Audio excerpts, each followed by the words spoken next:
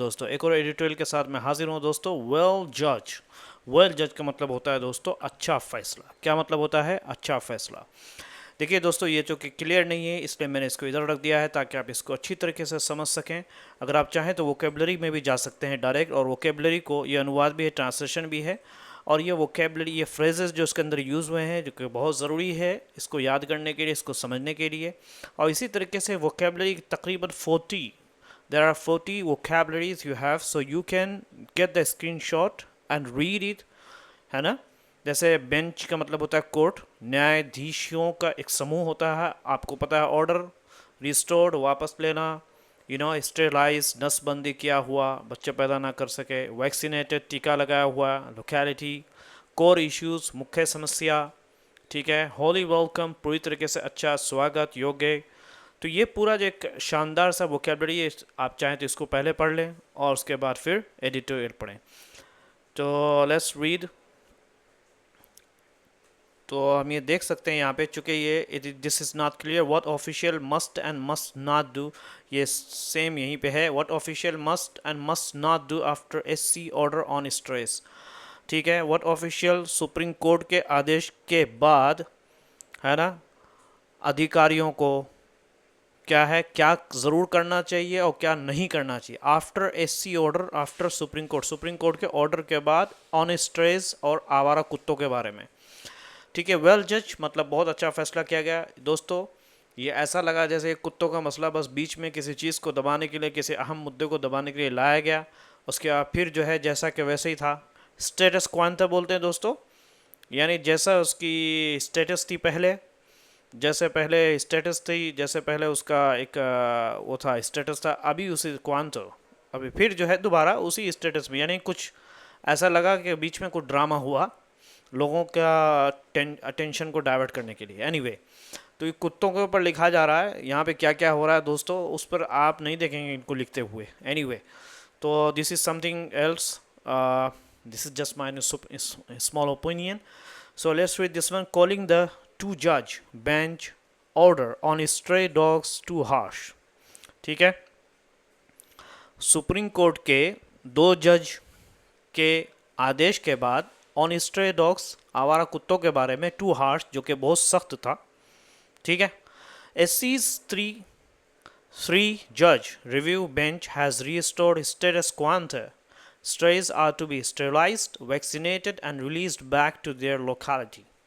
ठीक है। इसका मतलब समझिए आप कि सुप्रीम कोर्ट के दो जज वाली बेंच का आदेश बहुत सख्त कहकर, सुप्रीम कोर्ट की, है ना, कॉलिंग द, कहकर, द टू जज बेंच, दो जज वाली बेंच को, के ऑर्डर को, अबाउट, किसके बारे में, स्ट्रे डॉग के बारे में, टू हार्श, कह रहे हैं कि ये बहुत ज़्यादा सख्त है, कहते हुए सुप्रीम कोर्ट के 3 जज ने रिव्यू, है ना, रिव्यू किया। जो उन्होंने पहले ऑर्डर पास किया था, उन्होंने क्या किया, रिव्यू किया। 3 जज के बेंच ने पुरानी स्थिति को बहाल कर दी, रिव्यू कर दिया।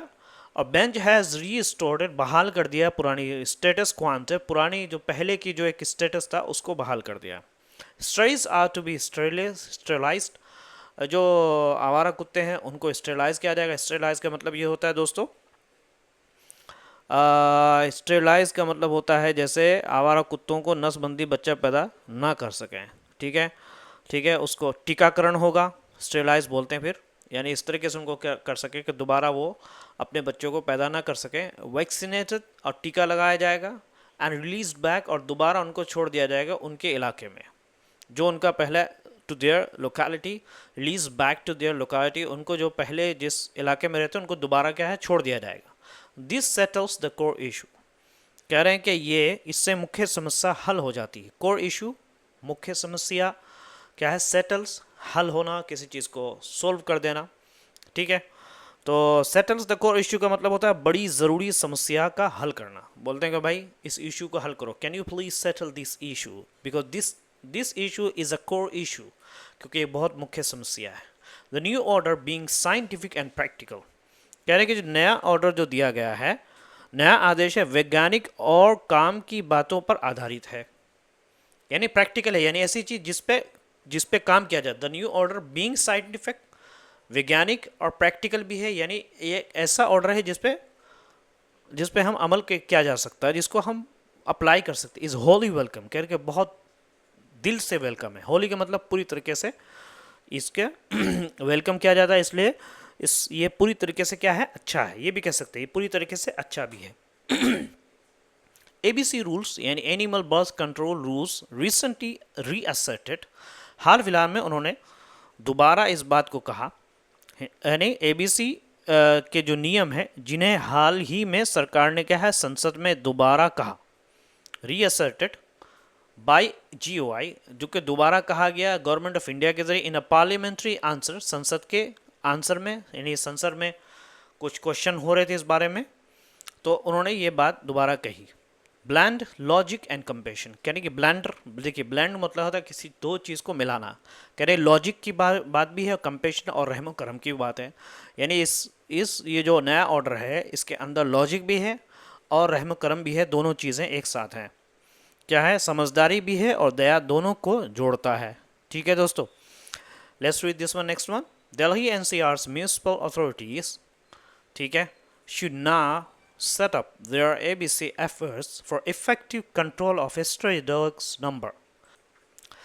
कह रहे हैं कि दिल्ली एनसीआर की जो नगर पालिकाओं को अब एबीसी के काम तेज करने चाहिए ताकि आवारा कुत्तों की संख्या नियंत्रण हो सके। ये इसका दिल्ली एनसीआर's म्यूनिसिपल अथॉरिटीज यानी नगर पालिकाओं को, पूरा म्यूनिसिपल अथॉरिटीज का मतलब नगर पालिकाओं को, शुड नाउ चाहिए कि वो set up their ABC effort, set up effort का मतलब होता है कोशिश करना पूरी तरीके से, अब उनको पूरी तरीके से एबीसी एफर्ट यानी एनिमल बर्थ कंट्रोल की कोशिश करनी चाहिए फॉर इफेक्टिव कंट्रोल, क्या है ज़बरदस्त तरीके से आवारा कुत्तों की संख्या क्या है बहुत बुरी तरीके से कंट्रोल किया जाए, अच्छी तरीके से कंट्रोल किया जाए of stray dog number, stray dog की जो संख्या है जो बढ़ती जा रही है वो उसको कंट्रोल किया जाए। अब बड़ी यूएई वगैरह में चले जाएं, दुबई वगैरह में, तो आपको किधर भी कुत्ते नज़र नहीं आएंगे दोस्तों, लेकिन दिल्ली में आप चले जाएं या अपने किसी भी मुंबई में, या मुंबई में फिर भी comparatively is better than Mumbai, sorry Delhi, so Delhi में ये मसला बहुत है। Anyway, so let's read this, SC did well, Supreme Court ने सही किया, did well to ask for performance reports on ABC implementation, Supreme Court ने सही किया पहुंचने का परफॉर्मेंस रिपोर्ट के लिए, परफॉर्मेंस सुप्रीम कोर्ट ने सही किया एबीसी काम पर रिपोर्ट मांगी, परफॉर्मेंस रिपोर्ट भी मांगी और ABC implementation, ABC in animal birth control को उसको नाफिज किया जा रहा नहीं किया जा रहा, उसको अमल किया जा रहा नहीं किया जा रहा, उस पर एक्टिंग ऑन किया जा रहा नहीं किया जा रहा, उस पर रिपोर्ट भी मांगी सुप्रीम कोर्ट ने। For the review bench's order to not create further conflicts between people and to not inflict cruelty on strays, कह रहे हैं कि for the review bench, अच्छा ये समझने की ज़रूरत है ताकि ये आदेश क्या है लोगों में झगड़ा ना करवाए और कुत्तों पर क्रूरता भी ना हो, दो बातें साफ होनी चाहिए। इन्फ्लिक्ट क्रूरटी का मतलब होता है दोस्तों जानबूझकर दर्द या तकलीफ देना ऑन स्ट्रेस आवारा कुत्तों पर। सो फॉर द रिव्यू यानी रिव्यू करने के लिए बेंच के ऑर्डर को, ये बेंच का जो ऑर्डर है, जो सुप्रीम कोर्ट का जो ऑर्डर है वो क्यों है, ताकि पैदा ना करे आगे बढ़ करके झगड़ों को लोगों के, और जब लोगों के और कुत्तों के दरमियान झगड़ा हो तो क्या है कुत्तों पर क्रूरटी करेंगे, एंड टू नॉट इन्फ्लिक्ट ताकि वो जानबूझकर क्या है तकलीफ ना दें कुत्तों पर। ठीक है, तो इस तरीके से बेंच के ऑर्डर को माना जाएगा। बेंच के ऑर्डर को जब इम्प्लीमेंटेशन होगा तब ये जाके ये बातें अच्छी चीज़ें निकल के आएंगी। Two issues need to be clear, कह रहे हैं कि दो चीज़ें जो है साफ होनी चाहिए। ठीक है, दो चीज़ें क्या है साफ होनी चाहिए। First there is an existing protocol on identifying aggressive strays, a definition centre on incidents of dog bites and on evaluating the context of such incidents। पहली बात तो ये जो तू टिकटॉक चलती है, anyway, पहली बात ये है पहले से ही नियम है, there is an existing protocol, वहाँ पे मौजूदा प्रोटोकॉल पहले से ही मौजूद है, on identify aggressive, पहचानने का, aggressive आवारा यानी बहुत खतरनाक जो काटने वाले हैं स्ट्रेस को, वहाँ पे ऑलरेडी रूल पड़ा हुआ है जो कि पहचानता है स्ट्रेस को, जो कि आवारा कुत्तों को। अ definition centre on incidents of dog bytes, अच्छा खतरनाक आवारा कुत्तों को कैसे पहचाना जाए, इस पर तय होता है कि क्या उन्होंने किसी को काटा है और किस हालत में काटा है।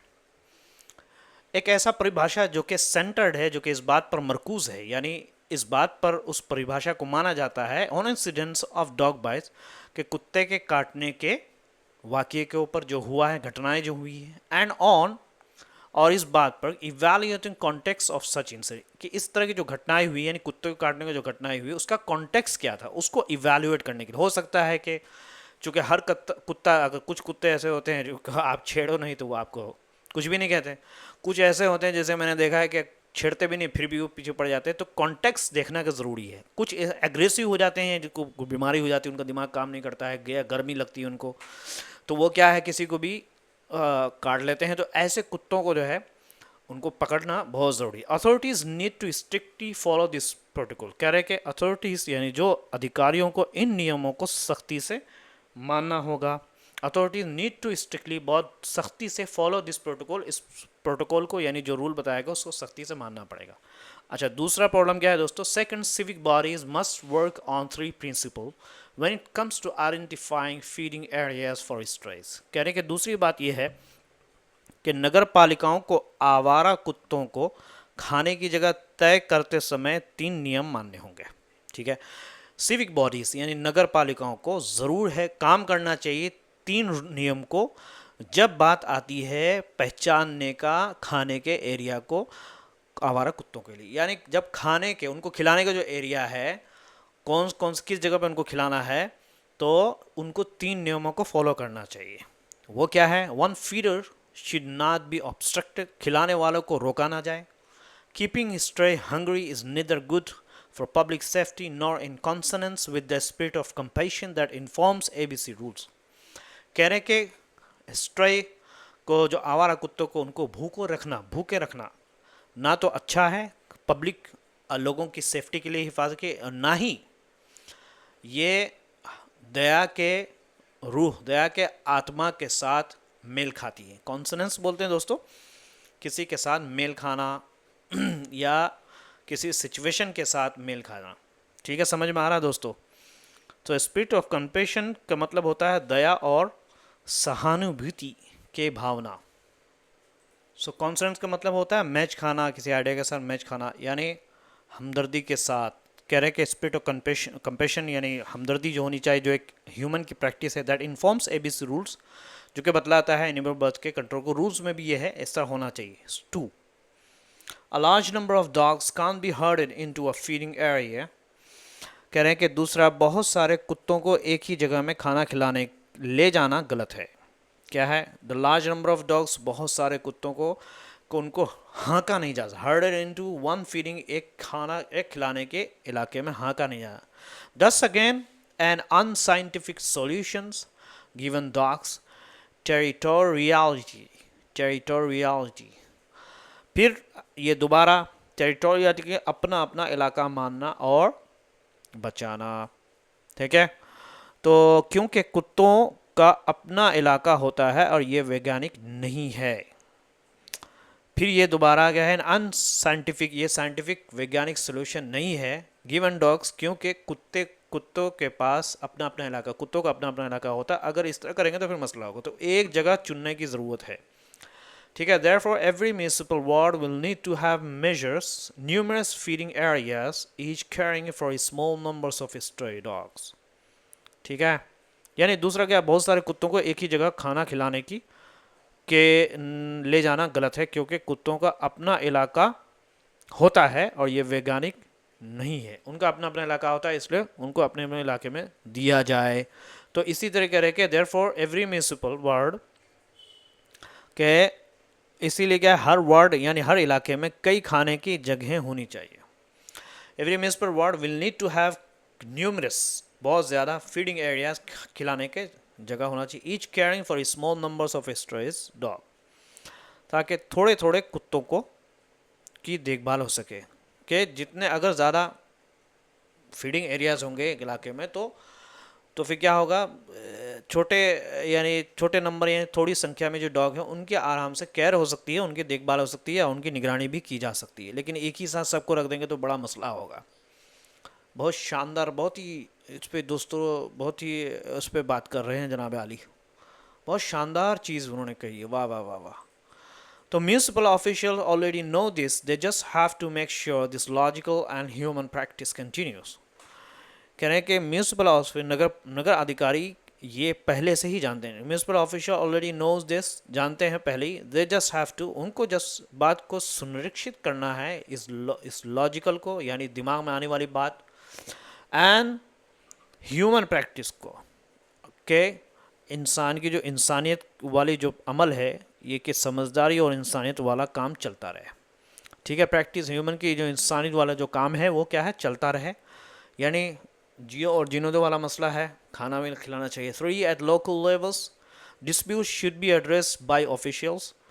कह रहे कि तीसरी बात क्या है कि स्थानीय स्तर पर, लोकल लेवल्स, एनी डिस्प्यूट, कोई भी झगड़ा हो, should be address by official, अधिकारियों के जरिए उनको सॉल्व किया जाना चाहिए, उस पर काम करना चाहिए। वर्किंग विथ रेलिवेंट एनजीओज, काम करते हुए एनजीओ के रिलेवेंट, यानी जो इन जानवरों से मुतालिक जो एनजीओ है उनके साथ काम, ये नहीं किसी और के साथ आप लग रहे हैं तो उनको क्या पता। और practice that has been tried out successfully in Faridabad. क्या कि एक ऐसा प्रैक्टिस है, एक ऐसा काम है जो कि तजर्बा किया गया। ट्राई आउट का मतलब किसी चीज़ का तजर्बा करना, किसी नई चीज़ को एक्सपीरियंस करना, कि कामयाबी से इसकी कोशिश की गई और ये प्रैक्टिस जो है फरीदाबाद में काम कर गया। Now that's SC Supreme Court has reaffirmed ABC rule.